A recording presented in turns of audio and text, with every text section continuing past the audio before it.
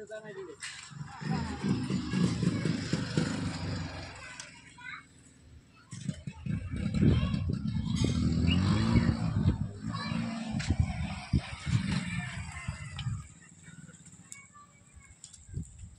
वा, मनावर घेऊन माघारी आलो.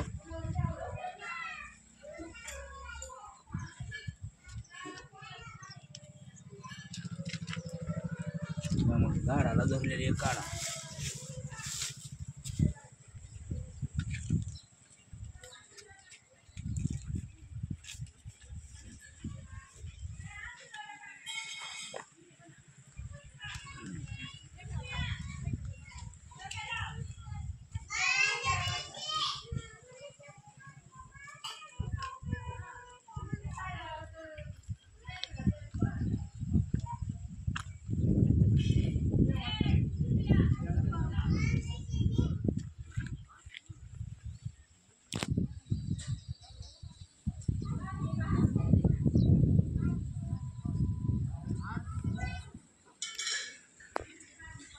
बाधा गावातील मंत्रीनगर भागातील अंगणवाडी क्रमांक 4 मध्ये आज हे वृक्षारोपण करण्यात येत आहे.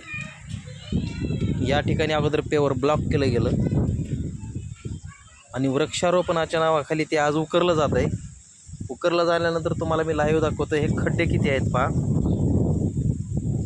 हे वृक्षारोपण आज केलं जातं हे खरं आहे, हे वृक्षारोपण.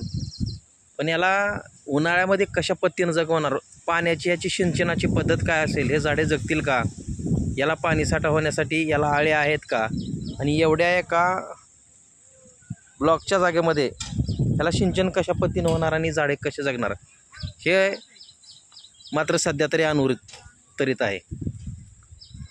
याला कसलं वृक्षारोपण म्हणायचं आता बघणाऱ्याने हा व्हिडिओ पाहिल्यानंतर नक्की कमेंट करून सांगायचे. ह्याला तात्पुरतं म्हणायचं, हंगामी म्हणायचं की फोटोशूट म्हणायचं, हे बघणाऱ्याने ठरवायचं आहे.